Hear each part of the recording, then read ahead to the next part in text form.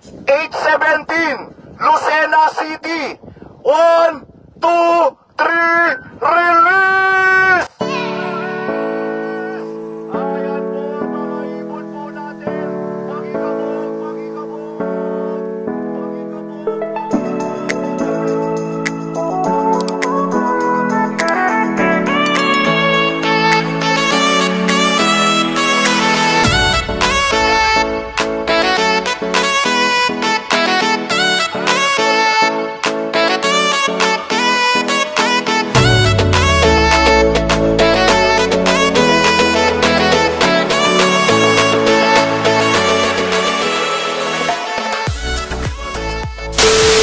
Good morning mga kalapatids! Maligayang pagbabalik dito sa ating tambayan, Chocobolo TV. Araw ng Biyernes, abangan tayo mga kalapatids. Lucena, Quezon, yan ang liliparin, babagtasin ng ating mga alaga sa pagkakataong ito. Napakaganda ng panahon dito sa Quezon City mga kalapatids. Tignan nyo naman, oh. Walang kaulap-ulap, napakalinis ng kalangitan. Nagro-ronda na nga, ayan yung ating mga ibon, pinakawalan natin. Kaninang umaga, nag-update yung club, napakadilim ng kalangitan at umuulan. Weather update lang po tayo. Ayan, medyo malakas po yung hangin dito, may konting pagulan. Ayan o, makapal dito yung ulap. Ayan, ulan po yan. Abang lang po kayo, abang lang po tayo. Kung hindi talaga kakayanin dito, bababa po tayo ng konti. Ito po, may konting ano lang po, konting patak ng ulan. Sa dito sobrang dilim. Ayan, huwag po kayo mag-alala sa mga ibon nyo. In-expect nga natin na ibababa nila yung training dun sa mas malapit na lugar kung saan medyo walang ulan. Sa awa naman, kare-release lang ng 8:17. Kaya ngayon, bumabagtas na yung ating mga ibon, papabalik dito sa ating kulungan. So yung ibon nating tatlo, wala sa top condition mga kalapatids dahil wala tayo kahapon. Umalis tayo, hindi natin sila naihanda na kondisyon. Pagbalik ko nung gabi, medyo maga yung kanilang mga mata. Pero take note mga kalapatids, walang eye cold yun. Kumbaga parang may magalang sa mata. Siguro sa bugbugan to mga kalapatids. Madalas kasing away dito sa loop natin, dumadami na sila. And then pagdating dun sa crates, napakaraming ibon. So hindi natin alam kung saan nila nakukuha yun. Kapag may sakit naman yan, kita naman natin sa reaction nila, tamad lumipad, nasa isang sulok lang, nakayuk-yuk lang yung itsura nila. Alright, so ngayon, abang-abang tayo mga kalapatids. At maaga-aga pa, eto, pakakawalan natin ito mamaya pagkabalik ng ating mga alaga. Dahil nagkakaedad na sila, tumatanda na sila mga kalapatids, kailangan na nilang matraining. Ganun pa rin yung ginagawa natin mga kalapatids. Bago natin sila palabasin, ay pakakainin natin sila. Alright, so kailangan busog yung ating mga alaga. Tama-tama to, nasa labas yung mga ibon nating iba, makakapagsulong sila dito. Ayan, hindi makakapasok dahil may trapdoor.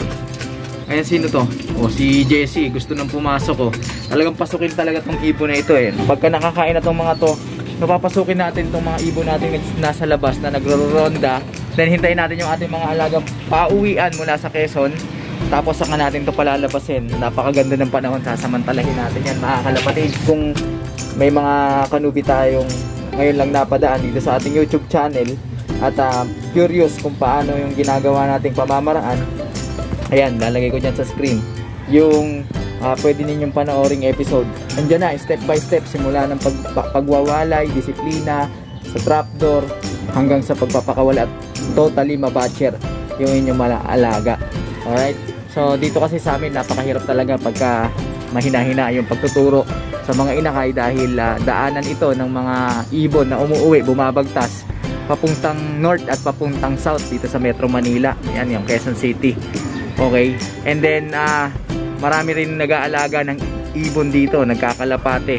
Kaya pagka yung ibon ninyo na inakay ay hindi marunong, malaki ang tsansa na mapunta sa iba.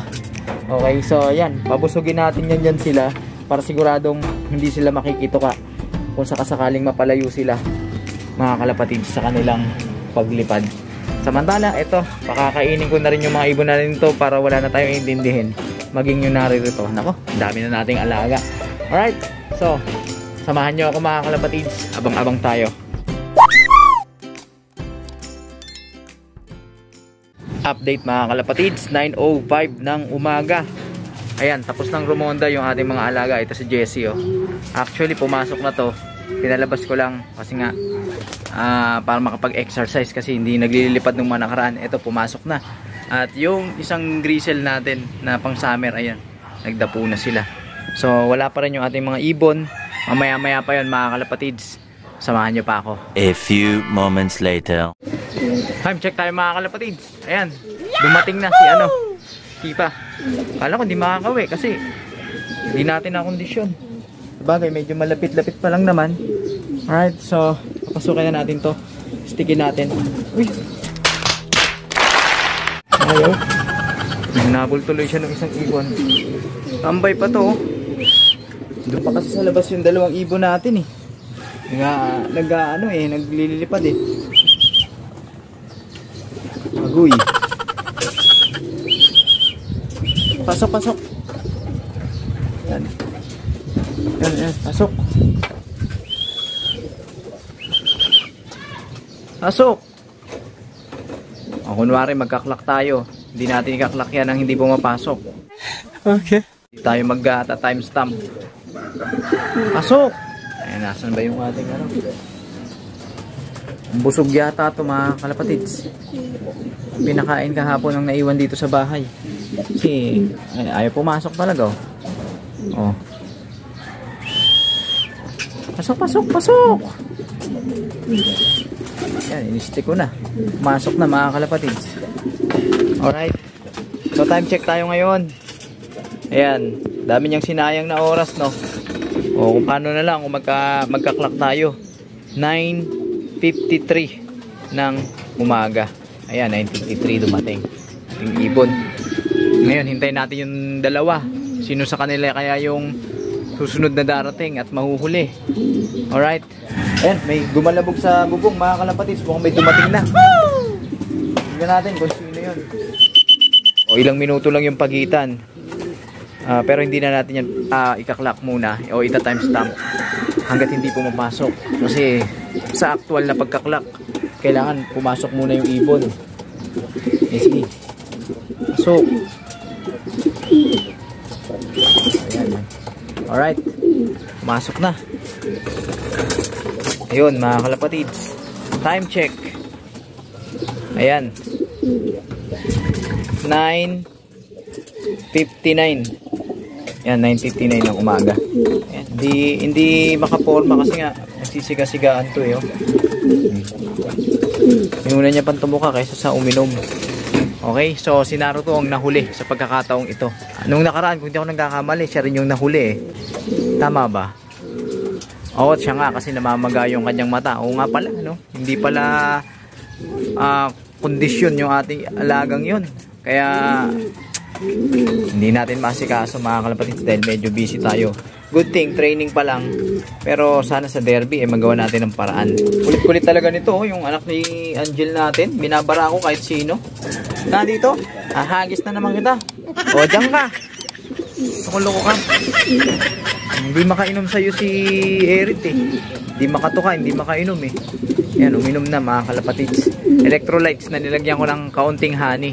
Pampalakas. Pampalakas ng loob. Ayan. Okay. Ganda ng panahon, no? Ayan na naman siya. Papasok na naman siya.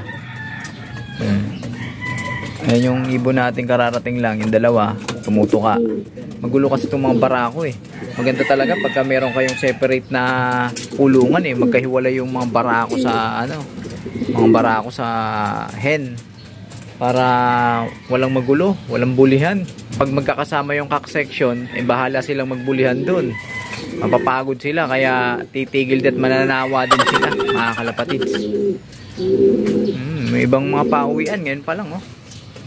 Lilipad. Oh, papasok na naman. Pero at least, kahit paano nakatuka na yung ating ibon. Sige. Hindi ako nagkakamali mga kalapatids, nasa 103 yung layo, 103 kilometers air distance, yung layo ng Lucena. Tignan natin mamaya yung performance nila, kung gaano nila katagal nilipad at gaano kabilis nila nilipad yung ganong distansya sa ganitong klaseng panahon na napakaganda. Okay? Pero siyempre hindi natin alam yung sa mga dinaanan nila na kung maganda yung panahon doon. Ang alam lang natin doon sa Lucena, medyo makulimlim at maulap nung umaga. A few moments later. Time check mga kalapatids, 10:20 ng umaga. At ito, dumating na yung ating ibon na si Naruto. Diretso, pasok na agad siya sa trapdoor. Di na siya nagpatagal. At yung kanyang mata, ayan, yung development ng paggaling ng kanyang mata ay nagiging maganda naman. Hindi na siya namamaga. Ilang liparang training na lang to mga kalapatids. Kung di ako nagkakamali, 2 o 3 na liparang training na lang. Tapos derby na. Kaya huwag kayong mawawala mga kalapatids. Abang-abang kayo sa mga mangyayaring magaganap dito sa ating munting tambayan, particularly dito sa 3 ibon na ating inililipad. Alright, maraming salamat sa inyong pagtutok, pakikitambay, pakikipagkwentuhan dito sa ating munting tambayan. Sa mga hindi pa nakapag-subscribe dyan, subscribe na kayo, hit nyo na notification bell para sa ganun updated kayo sa ginagawa nating kwentuhan. Mag-like, comment, share kung nagustuhan mo ang video ito. Suportahan ang ating Facebook page sa pamamagitan ng pag-follow para sa tuloy-tuloy na kwentuhan na kapupulutan ng mga kaalaman. Ingat kayo mga kalapatids. Paalam.